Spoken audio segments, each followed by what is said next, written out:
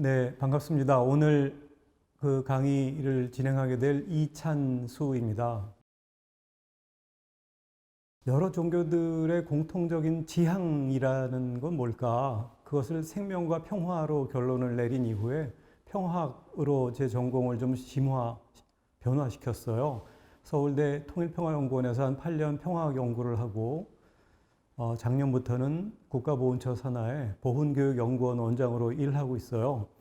제가 종교학을 하고 평화학을 하면서 자연스럽게 종교와 평화의 관계, 종교는 정말 평화로워야 되겠다 이런 생각을 하고 있던 차에 오늘 강의를 하게 되었어요. 오늘 여기 제목처럼 경계에서 경계를 넘어, 아마 부제가 핵심이긴 할 것 같은데요. 점선적 경계와 평화로서의 종교. 약간 딱딱한 언어입니다만 오늘 그런 내용을 좀 풀어가려고 합니다. 네, 그러면 강의를 시작하겠습니다.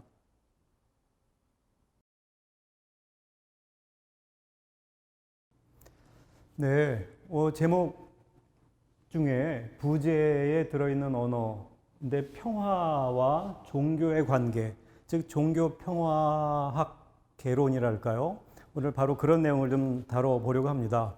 무슨 내용일지 이제 하나 내용 들어가서 그 종교에 대한 좀 객관적 이해를 먼저 도모해 봐야 될 것 같아요. 한자로 되어 있습니다만 한자로 이게 종교라고 이렇게 읽고 쓰죠.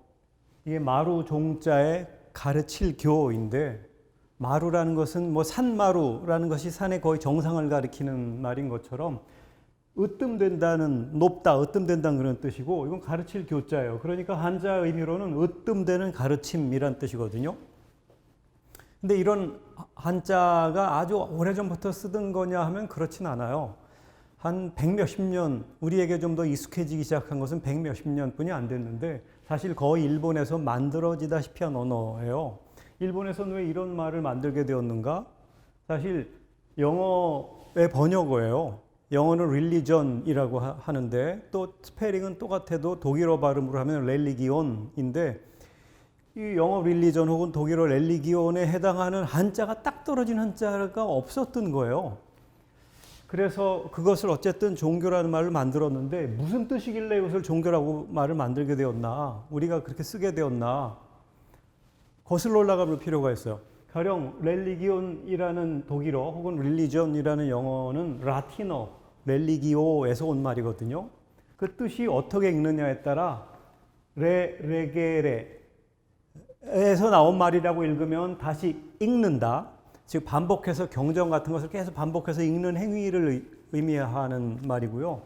어떻게 읽느냐에 따라 리가레라고 읽으면 다시 묶는다. 한자로 표현하면 이제 재결합이란 뜻이에요.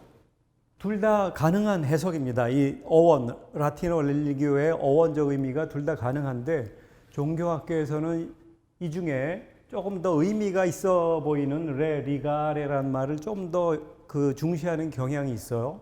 이 말 속에는 원래는 연결되어 있었는데 어느 순간 분리되어 있다가 다시 그것을 연결시킨다는 뜻이란 말이에요.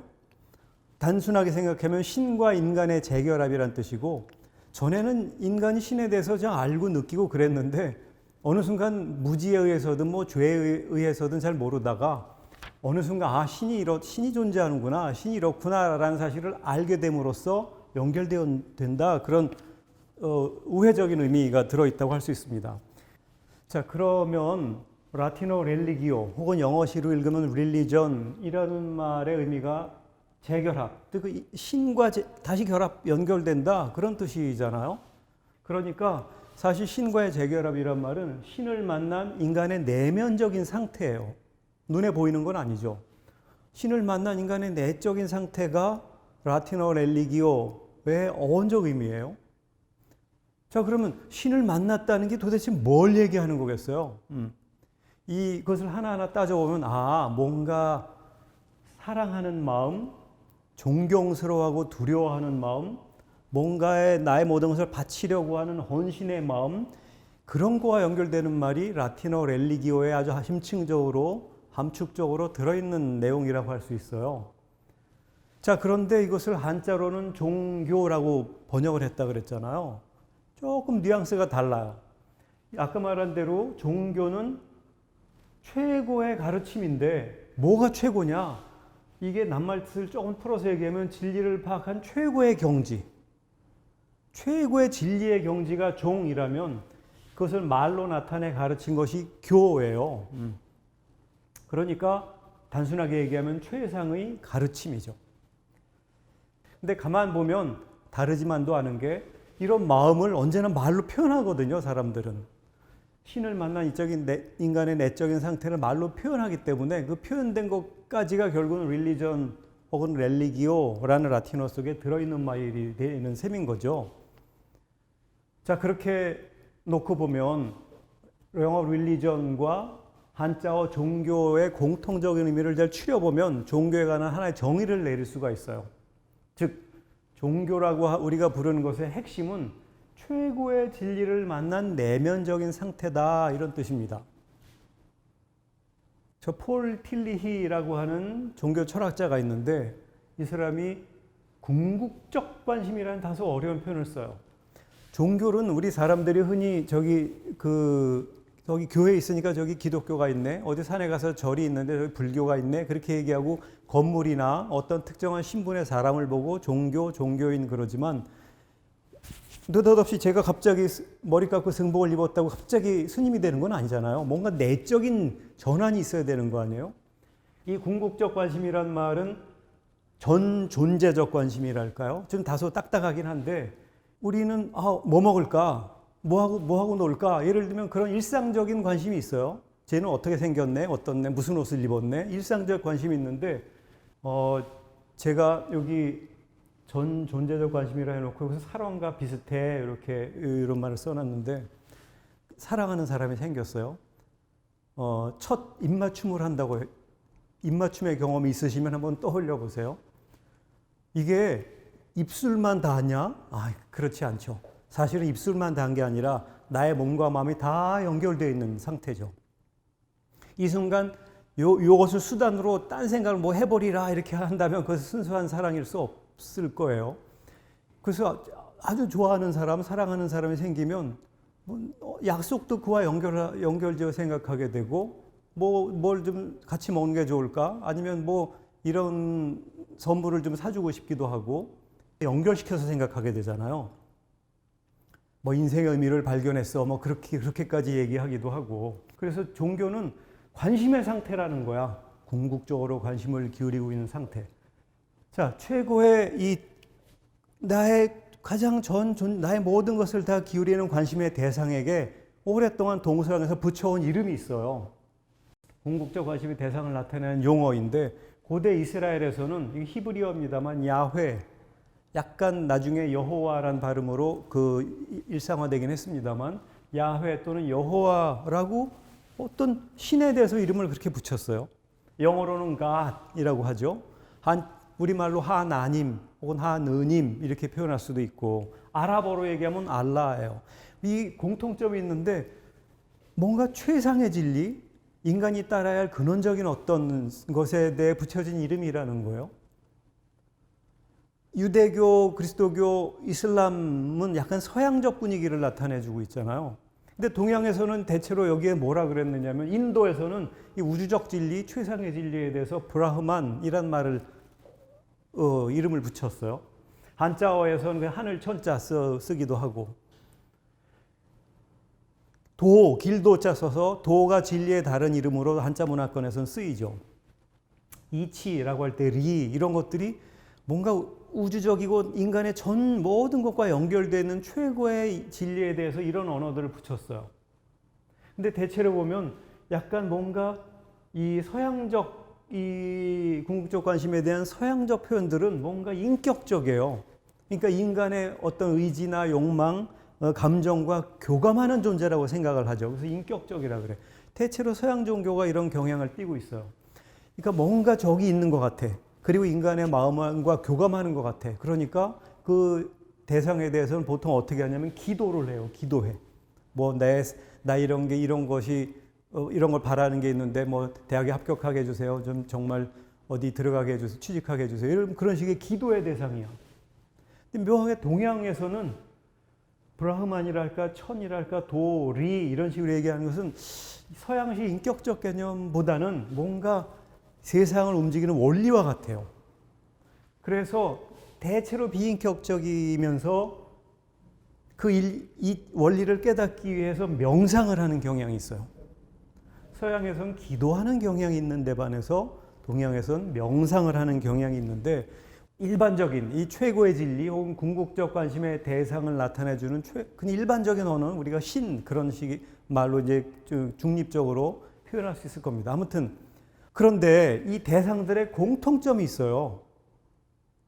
God이라고 하든 알라라고 하든 야훼라고 하든 공통점이 있는데 초월적 실제에 대한 믿음 체계다라고 정의할 수도 있어요. 자, 요 낱말을 하나 알면 종교학 개론의 핵심을 다 정리하는 거라고도 할 수 있을 텐데, 좀 딱딱한 언어죠. 초월적 실제, 영어로 transcendental reality에 대한 믿음. 믿음은 내면적인 거예요. 근데 그것이 어떤 형식으로든지 체계적으로 드러나. 그래서 종교를 초월적 실제에 대한 믿음 체계라는 말로 정의할 수도 있는데, 그런데 없지 않고 있는 거예요. 리얼한 거는. 그런데 있는데 눈에 보이는 방식을 넘어서 있다는 거예요. 귀에 들리는 방식을 넘어서 있다는 거예요. 만져지는 방식을 넘어서, 그게 넘을 초자, 넘을 월자 써서 이게 초월이에요. 그게 진짜 리얼러티라는 거예요. 이게 초월적 실제란 말이 일상의 관심 영역을 넘어서지만 정말 근원적으로 있는 어떤 것. 사실 일반적인 언어가 신이에요. 이것이 초월이라 그랬잖아요. 이제 초월이란 말은 이것이 신이야 라고 말을 하면 그 말 속에 신이 다 담기느냐? 그럼 담기지 않는다는 거예요. 그래서 초월적이에요. 인간이 아무리 신을 규정해도 그 언어적 표현이 신의 모든 것이 아니라는 거야. 여기서 우리들이 신을 모신다고, 여기 스튜디오인데 여기 예배를 드린다고 쳐보세요. 그래서 여기 신자들이 모여서 예배를 해. 그럼 신이 여기에 있냐? 신이 여기 벽돌 건물 안에 갇히면 이게 신이겠어요? 초월자가 아니겠지. 정말 초월자니까 여기서 예배를 드리지만 신이 여기만 있는 게 아니라 여기 벽돌 넘어 다른 데도 있는 거예요. 예배당 밖에도 있고. 그래서 초월자예요. 그래서 신은 이거다라고 규정하기가 힘들어. 우리 동양의 최고의 고전인 노자 도덕경에 보면 도가도, 비상도, 여기 지금 적을 거 그랬는데 제가 깜빡 놓쳤네요.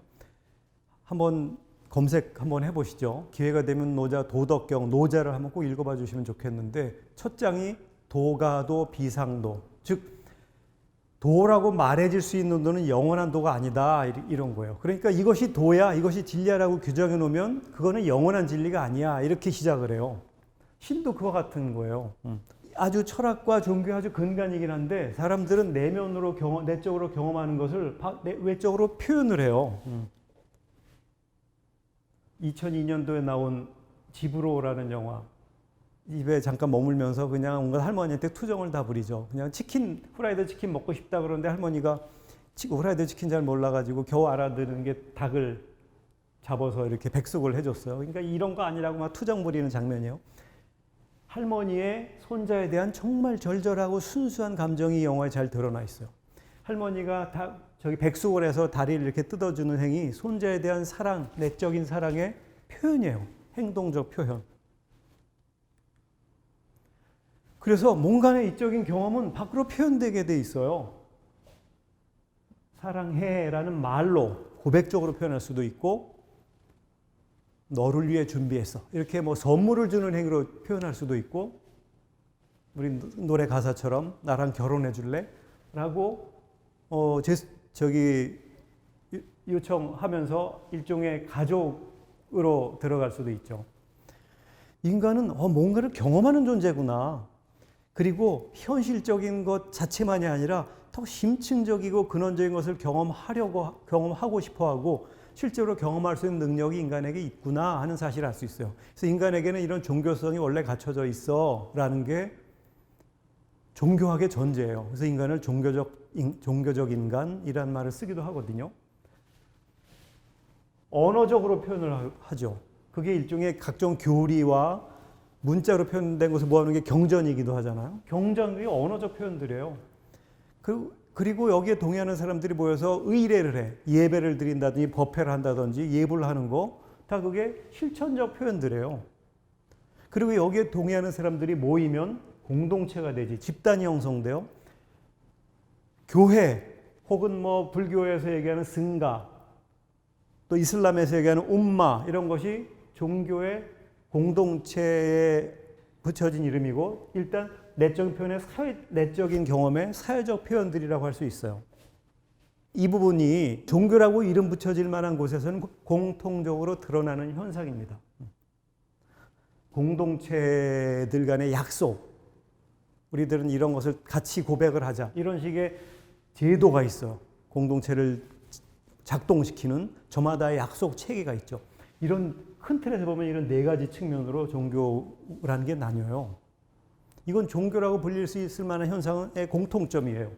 그래서 종교인은 신앙 담론을 공유하고 의례를 같이 하며 정해진 약속, 즉 제도에 따라 공동체에 참여하는 사람들이라고 풀어서 정의할 수도 있습니다. 그 다음부터 자연스럽게 드는 질문이 그럼 어디까지가 종교이고 어디까지가 종교가 아닐까? 이 부분에 대한 질문을 할 수 있는데 제가 1부는 여기까지 일단 마무리를 하고 잠깐 쉬었다가 2부에 다시 이어서 진행하도록 하겠습니다. 고맙습니다.